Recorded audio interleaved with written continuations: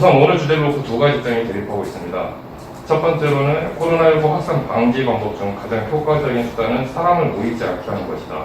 따라서 민족 제2국 명절인 추석 연휴 기간 한시적으로 이동 제한 조치를 시행하자라는 의견이 있고요. 그리고 반대로 코로나 방역의 방법으로 이동 제한만 있는 것은 아니다. 1년에 한 번뿐인 추석 연휴 기간 이동 제한 조치를 취하겠다고 하는 것은 심각한 기본권 침해이다라는 반대측 의견이 있습니다. 얼마 전 존경하는 민병도 의원님이 지역구인 안양에서 정부의 집합금지 명령으로 인해 사실상 폐업 상태에 놓여있던 한 유흥업주가 스스로 목숨을 끊는 일이 발생했습니다. 그러나 이는 하나의 사례에 불과합니다. 코로나에 감염되어 사망하는 사람보다 경제 충격으로 자살하는 사람이 더 많을 것이라는 보도가 끊이지 않고 있습니다. 물론 정부에서는 어려운 이들에게 선별적으로 지원을 해주겠다고 합니다. 하지만 정부의 일시적인 지원금 몇 푼으로는 소상공인을 살릴 수 없습니다. 여기에 정부 선별의 사각지대에 놓인 분들도 있습니다. 이들에게 전국민 이동제한 명령은 사형 선고나 마찬가지입니다. 우리나라는 급속한 산업화 과정을 거치며 수도권 집중 현상이 시작되었습니다. 그 과정에서 국민의 상당수는 가족과 떨어져 살아야 했고 명절은 1년에 2번 온 가족이 한데 모이는 날이 되었습니다. 우리 민족에게 명절은 그런 날입니다. 물론 코로나19 종식시켜야 합니다. 그러기 위해선 온 국민이 참여하는 철저한 방역 역시 필요하다는 역시 동의합니다. 하지만 그 방법이 국민의 기본권을 훼손하고 추석기까지는 전통적 의미를 퇴시시키며 경제를 내수를 유지시키는 것이라면 매우 신중히 접근해야 한다고 생각합니다. 정신을 추가 감사합니다. 네, 5분 드릴게요.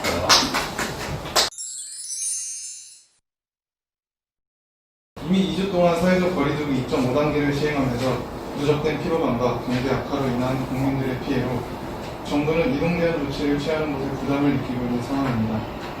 또한 민족의 명절인 추석까지 제한을 시켜야 하는지에 대한 여론이 있습니다. 반면 광화문 집회를 통해서 코로나가 확산되고 그에 따른 희생을 치른 국민들은 이번 추석 때 이동 제한 조치를 통해 재확산을 막아야 한다는 여론이 점점 강해지고 있습니다. 따라서 오늘의 주제로 디베이트를 하며 이동 제한 조치가 우리에게 어떤 영향을 미치는지, 어떤 결과로 이어지는지, 혹은 무엇이 조금이라도 저에게 나은 결과를 나타낼 수 있는지에 대한 얘기가 되기를 바랍니다. 저희 팀은 방역을 위한 이동 제한 조치를 시행하는 것이 결과적으로 저희에게 이롭다는 이유로 오늘의 주제에 찬성합니다. 최근 광화문 집회로 인해 코로나 확진자 수가 기하급수적으로 증가하였고 이번 추석 때 대규모 이동을 하게 되면 확진자 수는 더 증가될 가능성이 있습니다. 이번 추석 이후에 확진자 수가 급증한다면 강력한 거리두기 조치를 그 이후에 바로 시행하게 될 것입니다. 지난 2.5단계 거리두기 정책으로 많은 피해를 본 상태인 상황에서 추석 이후에 확진자가 증가한다면 소상공인들의 피해는 더 커질 것이라고 생각합니다. 이동 제한을 실시하지 않아 코로나가 확산된다면 지금보다 더 강력한 시행 조치들이 생길 겁니다. 추석 이동 제한을 실시하지 않아 코로나 확진자가 전국에서 급격하게 확진자들이 생긴다면 지금까지 시행했던 조치들보다 더 강력한 조치들이 시행되며 전 국민이 피해를 보는 상황이 될 가능성이 높습니다. 우리나라에서 3주가 아니라 경제적으로 멈추는 9일 동안의 이동 제한 명령 조치로 손실을 줄일 수 있을 것이라고 생각합니다. 대부분의 경제 활동이 멈추는 추석 연휴가 이동 제한 명령 조치의 적기라고 생각합니다. 9월 10일 리얼미터 여론조사 결과 거리두기 2단계로는 추가 확산 위험이 커서 이동 제한을 찬성한다는 응답이 71.3%로 나타났고 거리두기 3단계 기준에 파급 효과가 커서 이동 제한을 반대한다는 응답은 18.9%였습니다. 이 여론조사 결과를 보면 지난번보다 거리두기 이동 제한 조치의 필요성에 대해 국민들이 점점 공감대를 형성하고 있다는 뜻이라고 생각합니다. 우리나라에서 문제가 터질 때마다 안전불감증이라는 말이 나옵니다. 안전불감증은 안전사고에 대한 인식이 둔하거나 안전이 익숙해져 사고의 위험에 따른 별다른 느낌을 갖지 못하는 일을 뜻합니다. 코로나 사태에도 나 하나쯤은 괜찮겠지, 설마 코로나에 걸리겠어라고 방심하다가 확산이 되었습니다. 주변 얘기를 들어보면 이번 추석 연휴에도 어른들이 고향에 방문해야 한다며 어쩔 수 없이 따라가는 친구들의 얘기를 많이 들었습니다. 이동 제한 명령 조치를 통해 강력하게 코로나 바이러스 재확산의 가능성을 차단해야 한다고 생각합니다. 결론적으로 저희 팀은 지난날의 경험을 토대로 가까운 미래의 재확산을 막기 위한 오늘의 이 주제에 찬성합니다. 명절에 가족들을 만나서 마음의 위로를 얻는 것보다 그 이후에 강력한 제한 조치를 받지 않고 걱정 없이 살아가기 위해서는 이번 이동제한 명령 조치가 꼭 필요하다고 생각합니다. 저희 팀은 이동제한 명령 조치를 내리지 않아 추석 이후에 코로나 바이러스 재확산을 통한 전 국민의 희생을 치르지 않았으면 하는 이유로 오늘의 주제에 다시 한번 찬성합니다. 역사를 믿는 미래, 민족에게 미래는 없습니다. 전체입니다. 감사합니다. 6분 6초. 금지시키는데, 그럼 첫 번째 쟁점 얘기하겠습니다. 추석을 통해서 코로나가 확산이 되는 게 사실입니까? 먼저 찬송팀에서 이 대답을 해주시는 방법을 하는 게 틀릴 것 같습니다. 왜 추석이 확산 얘기가 되냐? 추석은 사람들이 많이 이동을 하는 특성이 있고 많이 모이는 특성이 있습니다. 그래서 사람들이 많이 모이고 많이 이동을 하면 그 사람을 통해서 전파된다는 것이 이 바이러스의 특징이고요. 그런데 이것을 과학적으로 데이터로 한 케이스가 있는데 미국 예일대하고 후공대 연구들이 빅데이터 공동 연구라는 것을 했습니다. 그래서 지난 1월 1일부터 우한 봉쇄 다음 날인 1월 24일까지 우한에서 다른 지역으로 넘어간 휴대전화 위치 정보를 가지고 했는데요. 이게 1,150만 개 했고 이동한 도시는 296개였어요. 이걸 가지고 예측을 했는데 실제 감염 결과와 거의 그 그래프가 일치했어요. 왜냐하면 실제 감염된 것과 핸드폰의 이동을 가지고 예측한 것과 거의 일치했다는 겁니다. 나름 대응을 통해서 과학적 근거가 있다는 지점이고 또 하나는 저희가 경험적으로도 느끼기에 5월 학원 연휴와 8월 여름 휴가 기간에 당연히 이동량이 많아졌고 사람이 많이 모였는데 그때 이후에 전국적으로 펴진 경험적 근거를 가지고 있습니다. 따라서 추석은 사람들이 많이 모이고 많이 이동하는 것이 분명한 이상 여기에서 이런 근거들에 비춰봤을 때 추석이 매개체가 될 거라는 것은 우리 확실하다고 볼 수 있습니다. 사례는 또는 이미 방역 조치가 수반되기 전 단계에서 확산되는 것을 불가피하게 차단시켜놓고 방역 조치가 들어간 것이고 우리는 방역 조치가 시행되는 과정에서의 연장선상이 있는 문제이기 때문에 사례야. 그리고 결국은 방역 조치가 시행되기 이전에 어떻게 할 수 있는 방법이 없기 때문에 일단 이동 제한을 걸어놓고 방역에 들어간 거고요. 이건 방역에 들어가는 과정상에서의 할 거냐 말 거냐의 문제이기 때문에 실제로 이동한다 하더라도 방역 조치에다 보면 국민들이 많이 좀 호응을 하고 있고 조국보다는 덜 할 수 있겠다 라는 측면은 동의했고요. 비슷한 말씀인데요.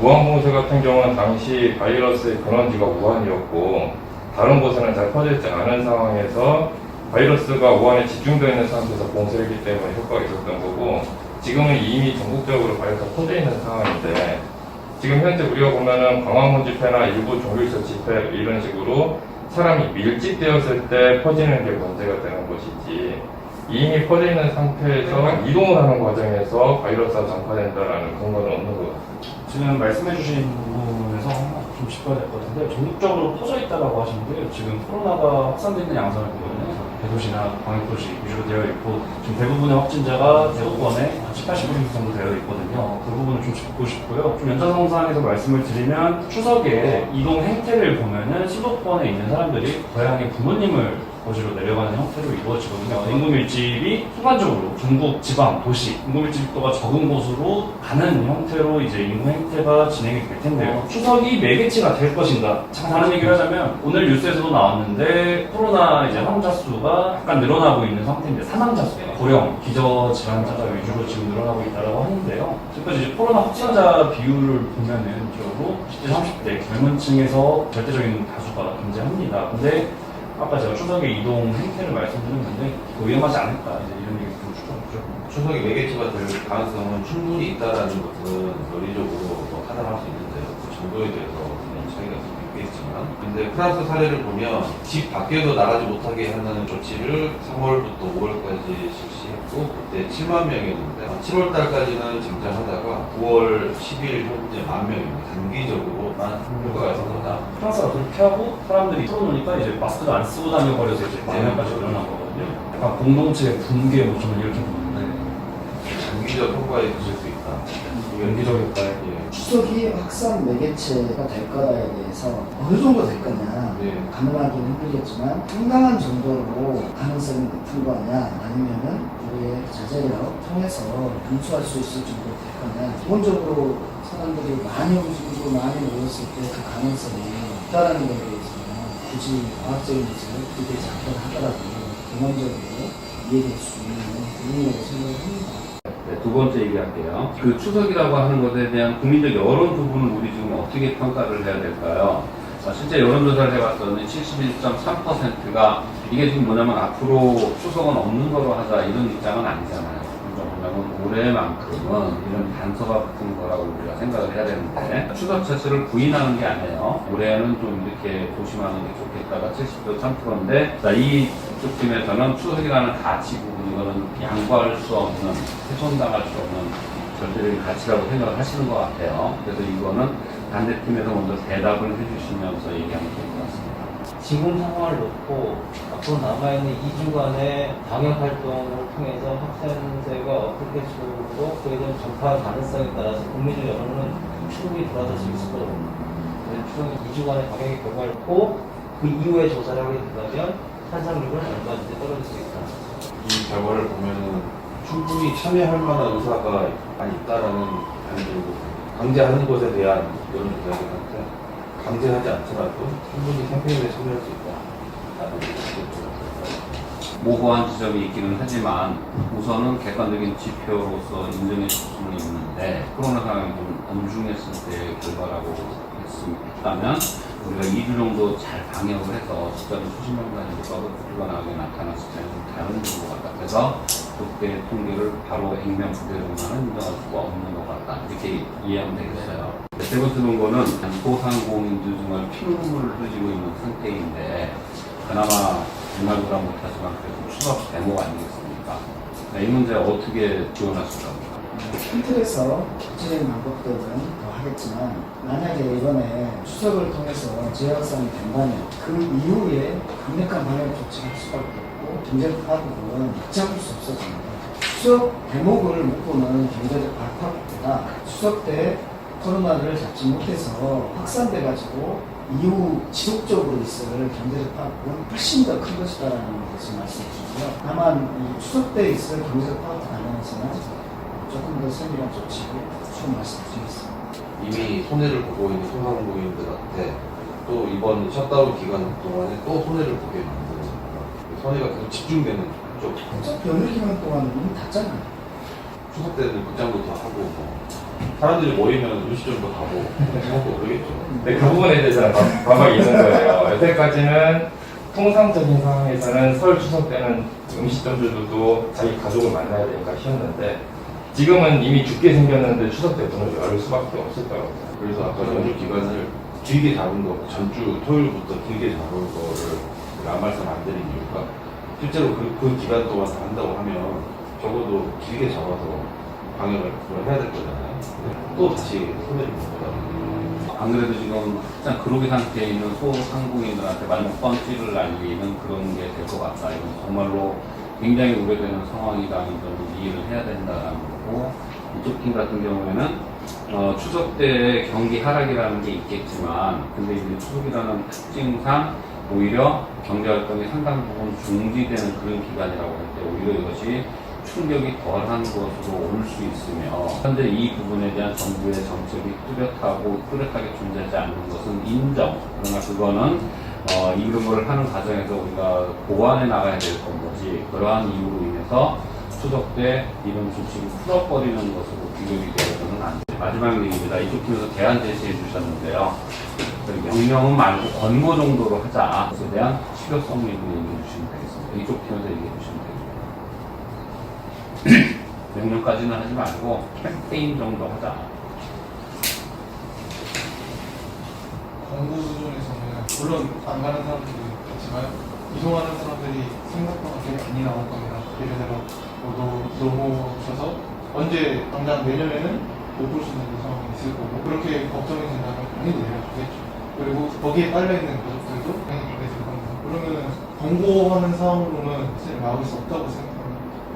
원칙을 권고로 하는 것이 아니고 원칙을 명령으로 두고 특별한 상황이 됐을 때 예외를 두려면 해야 한다고 봅니다. 지금 법상으로 감염병 예방법에 보면은 질병관리청장과 각 지자체장은 감염병 예방을 위해서 교통의 전부 또는 일부를 차단할 수 있다라고 되어 있습니다.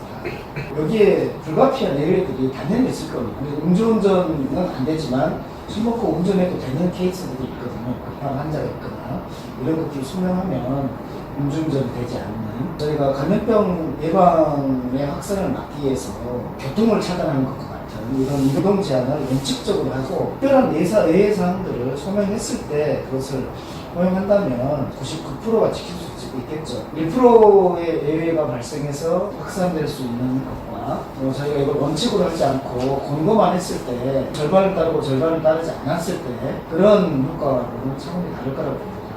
예, 사실은 지금 이게 공고냐 강제냐 이거에 대해서 마지막에 얘기를 하고 하긴 하지만 이 사태 뭐를 위해서 이제 우리가 그거를 두 개 중에 하나를 선택하는지를 생각해볼 필요가 있는데요. 확진자가 늘어난다고 해서 사망자가 늘어나지는 않습니다. 프랑스 경우에도 지금 확진자가 다시 락다운이 되는 상태에서 10,000명이 됐는데 지금 사망자는 지금 80명이에요. 락다운 시켰을 때는 지금 2,000명까지 올라가고요. 그러니까 그 사태가 뭔지 확진자를 말하는 건지 사망자를 말하는 건지 이 사회 전체의 경제적인 진짜 혼란을 생각하는 건지 아니면 이미 피해를 보고 있는 사람을 생각하는 건지 그거를 기준으로 다 아우르는 다 아우르는 네, 그냥 확진자가 늘어날 때 보통의 그 프랑스 경우도 드셨는데 막아놨다가 풀었으니까 가장 활발하게 통하는 사람들은 네. 당연히 이란 집회가 될 수밖에 없습니다. 그렇죠. 그러니까 확진자가 늘어나는 걸 인정하는데 근데 이번 경우는 좀 다른 게 이번 추석 때 이동으로 인한 확진자가 늘어날 경우에 당연히 가족이 모이는 거다 보니까 일부 연령대가 아닌 이제 전체적인 연령대가 다 확진자가 늘어나는 상황이라고 본 거고요. 그 상황에서 이제 고령이나 이제 기저질환이 있는 중증 환자들이 늘어나게 될 경우 현재도 지금 이제 가용 병동이 약 한 30% 정도밖에 안 남아있는 상황에서 그렇게 확 늘어버린다면 감당할 수 없을 거고 손 놓고 그냥 환자를 볼 수밖에 없는 상황이 될 거라고 예상하고 있습니다. 권고의 실효성이 명령의 구속적 본전의 한 면이라고 보거든요. 그래서 굉장히 이 지점에서 고민스러울 거라고 봅니다. 근데 우리 아까 존경하는 안국현 부장님께서 정부 정책이 오락가락했고 미지근하게 했는데 자꾸 굳게 해야 한다고 하셨는데 자꾸 굳게 하려면 이번이 적긴 이번에 확실하게 경제활동이 적은 이 순간에 나가야 됩니다. 이것을 권고라는 미지근한 물을 탔을 때에는 그 효과가 뭐 어떤 사람은 지키고 어떤 사람은 안 지키면서 효과가 반감되고 그러면서 그 길게 가고 이런 상황들에서 보면 또 정부에 대해서 확실하게 하지 못해서 이랬다는 비난이 쏟아질 거라고 봅니다. 그래서 저는 권고로는 좀 부족하다. 강제력을 가지고 있고 그렇지만 풍부한 예외를 두는 것이 낫겠다고 생각합니다. 입장은 다 드러난 것 같아요. 안녕하십니까. 그 마무리 발언을 맡은 찬성 측 양상빈입니다. 저희는 오늘 그 코로나 방역을 위해서 추석 연휴 기간 저국민 이동자 명령 조치를 취해야 하냐라는 주제로 디베이트를 진행했는데요. 여기에 관해서는 이제 4가지가 있었죠. 추석이 코로나 확산의 매개체가 될 것인가가 첫 번째였던 것 같고요. 두 번째는 그러면은 이 지금 국민적 여론을 어떻게 볼 것이냐. 또 세 번째는 코로나로 인한 경제적 내수 충격, 정부의 대책이 현실적인지 끝으로 권고로 할 것이냐, 제한으로 할 것이냐, 명령, 제한, 명령 이런 걸로 할 것이냐. 그렇다면 권고의 실효성은 무엇이냐로 쟁점이 나왔던 것 같습니다. 그래서 저희 찬성 측의 쟁점별 정리 발언을 하면요. 첫 번째, 그 추석이 코로나 확산의 매개체가 될 것이냐에 대해서는 반대 측에서는 이런 말씀을 해주세요. 우한 때와 지금 한국의 사태가 지금 시기적으로나 이런 게 다르다. 그래서 우한을 대상으로 한 분석은 우리나라의 현황이랑은 맞지 않다라는 이야기를 해주셨는데요. 그뿐만이 아니라 이제 저희 찬성 측 의견은 그 이스라엘의 지금 봉쇄 조치라든가 프랑스의 이런 단기적이었지만 집을 못 나오게 했던 이런 것들을 토대로 확실히 확산세가 줄어 이런 것들을 통해서 좀 경험적으로 봐도 이거 추석이 코로나 확산에 영향을 줄 것이다.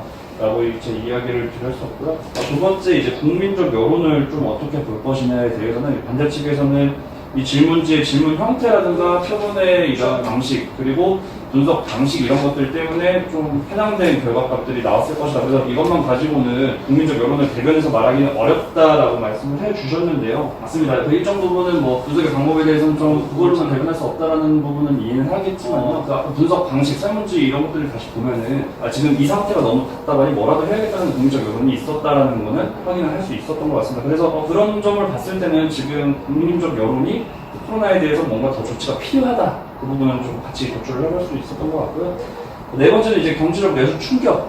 경제적 영향 이런 것들에 대해서 얘기를 해주셨는데 이 부분은 좀 짚고 넘어가야 될 게 아까 그 반대 측에서는 추석이 매개체가 안 될 것이다. 방역 조치가 시행되고 있는 수준에서는 이동하는 것 자체가 코로나 확산에 딱히 영향이 안 될 것이다라고 말씀을 해주셨는데요. 네 번째 반대적인 말씀해 주셨던 거는 지금 코로나로 인해서 사람들이 이동도 하고 이동 제한 조치, 뭐 집합금지 명령 때문에 경제적 내수 충격이 강하다라고 해주는데 약간 이 부분은 좀 모순점이 있는 것 같았고요. 세 번째 점에 대해서 다시 말씀드리고 싶은 거는 경제적 내수 충격이 추석에는 좀 쉬는 기간이잖아요. 연휴고 하니까. 그래서 다른 시기보다는 추석이 적기이다.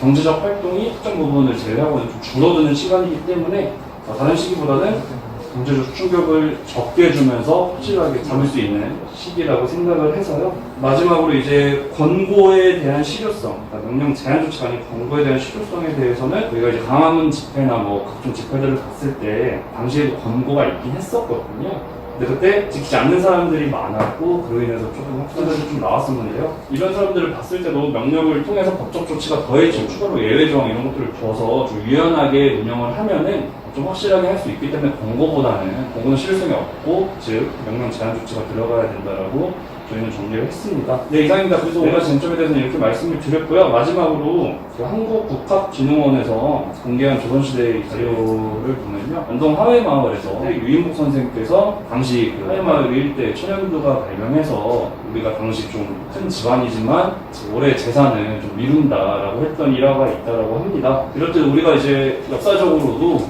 이런 전염병이나 이런 걸 했을 때는 우리 공동체를 좀 지키는 데에 다 같이 힘을 모았던 것을 볼 수 있었고요. 그로 인해서 안전을 도모했다는 것, 이 부분을 들면서 이번 추석에도 어떻게 하면 좋을지 국민 여러분들이 좀 의견을 저희쪽으로 좀 모아주셨으면 하는 바람입니다. 동청해 주셔서 감사합니다. 네, 좋은 얘기 같아요. 추석 기간 동안에 이동을 제한하는 명령을 해야 된다라는 것에 대해서討論을 해봤는데 몇 가지 집정 사항에 대해서 저희가 생각한 결론을 말씀드렸습니다. 일단 추석이 확산의 계기가 어느 정도 될 것이다. 시점적으로는 어느 정도는 될 것이다라는 것을 인정합니다.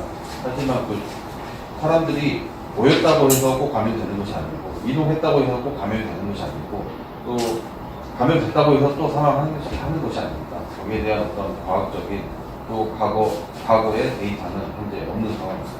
그리고 우리나라 국민들이 뭐라도 해야 된다라고 아까 말씀을 해주셨는데 뭐라도 해야 된다. 추석 때 이동이라도 하지 말자라고 말씀하시는 것은 사실인 것 같습니다. 하지만 정부가 국민들이 원하는 것은 여기에는 대책을 원하는 것이고 그 대책이 나오면 거기에 참여하겠다라는 뜻입니다. 71%라는 사람은 공고를 하든 강제를 하든 참여할 것입니다. 그렇기 때문에 이것은 명령을 해야 된다라는 증거가 아니고 공고만 해도 다른 사람들이 이렇게 많이 있다라는 반증이 되기도 합니다. 여기 이 여론조사에서 빠진 게 있습니다. 굉장히 충격을 받는 대상에 대해서는 빠져 있습니다. 소상공인들은 이렇게 말하고 있습니다. 코로나로 죽는 것이 아니고 빚을 져서 죽겠다라는 말이 나오고 있습니다. 이만큼 우리나라의 경제 그리고 내수에 충격이 큰 상황입니다. 여기에서 강제적인 이동 제한 조치까지 된다면 정말로 누군가에게는 사형 선고가 될 것 같습니다. 네, 수고하셨습니다.